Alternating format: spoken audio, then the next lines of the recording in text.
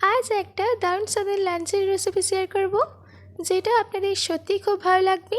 আর এটা বানানো খুবই সহজ। এটা আপনারা খুব কম সময়ে বানিয়ে নিতে পারবেন।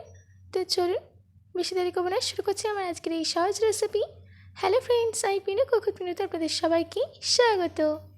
তাই জন্যে সবার প্রথমেই আমি একটা প্যানে দিয়ে দিচ্ছি 2 চামচ ছোলার ডাল, 2 চামচ বিউলির ডাল। আমি এখানে ছোলার ডাল আর বিউলির ডালটাকে ইকুয়াল কোয়ান্টিটিতে নিয়েছি। 3 চামচ সাদা তিল, 1.5 চামচ কালো তিল, সাদা তিলের হাফ নিয়েছি কালো তিল, আর দিয়ে দিচ্ছি 4টে শুকনো লঙ্কা। এবার এইগুলোকে 2 মিনিট মিডিয়াম ফ্লেমে ড্রাই রোস্ট করে নিতে হবে। আমি যে এই পাউডারটা রেডি করছি সেটা আপনারা বাড়িতে তৈরি করেই স্টোর করে রেখে দিতে পারেন, আর যখন ইচ্ছে তখনই এই রেসিপিটি তৈরি করে নিতে পারেন। ড্রাই রোস্ট হয়ে গেলে গ্যাসের ফ্লেমটাকে অফ করে দিয়ে এগুলোকে ঠান্ডা হতে দেবো। ঠান্ডা হয়ে গেছে, এবার একটা মিক্সি জার নিয়ে এইগুলোকে এর মধ্যে দিয়ে দিতে হবে। আপনারা এটাকে শুধু লাঞ্চে খেতে পারবেন তাই নয়, আপনারা এটাকে ডিনারেও খেতে পারেন। তাই এই রেসিপিটি একবার ট্রাই করে দেখুন।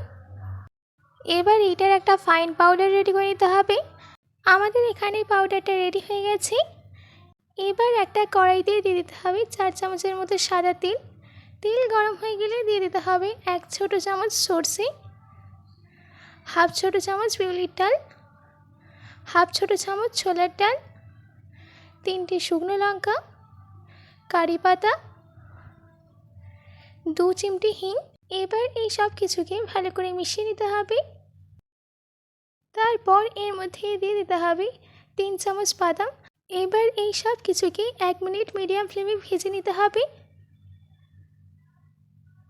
এই সব কিছু ভালো করে ভাজা হয়ে গেলে এর মধ্যে দিয়ে দিতে হবে 2 কাপ ভাত। আমি এখানে রেগুলার চালের ভাত ব্যবহার করেছি। ভাত দেওয়ার পর তৈরি করে রাখা মশলাটাকে দিয়ে দিতে হবে 4 চামচ। এবার এই সব কিছুকে ভালো করে মিশিয়ে নিতে হবে।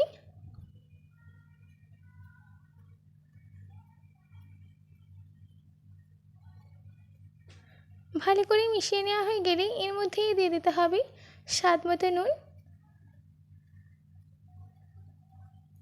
নুন দেওয়ার পর 2 মিনিট মিডিয়াম ফ্লেমে রান্না করে নেব।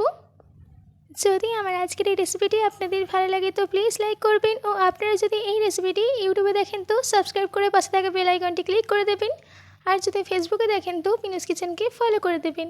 আর এই রেসিপিটিকে প্রচুর পরিমাণে প্রত্যেকের কাছে শেয়ার করতে একদম ভুলবেন না। আমাদের এখানে সেসামি রাইস রেডি। এবার গরম গরম সার্ভ করে নিন। এইটা আপনারা শুধুই খেয়ে নিতে পারবেন, কোনো তরকারিরও প্রয়োজন নেই। আশা করছি আমার আজকের এই রেসিপিটি আপনাদের ভালো লেগেছে। বাড়িতে এটি অবশ্যই ট্রাই করবেন ও কমেন্ট করে জানাবেন যে কেমন হয়েছে। আজকের মতো এটুকু, আবার দেখা হচ্ছে অন্য কোনো রেসিপি নিয়ে। ভালো থাকবেন, সুস্থ থাকবেন, ধন্যবাদ।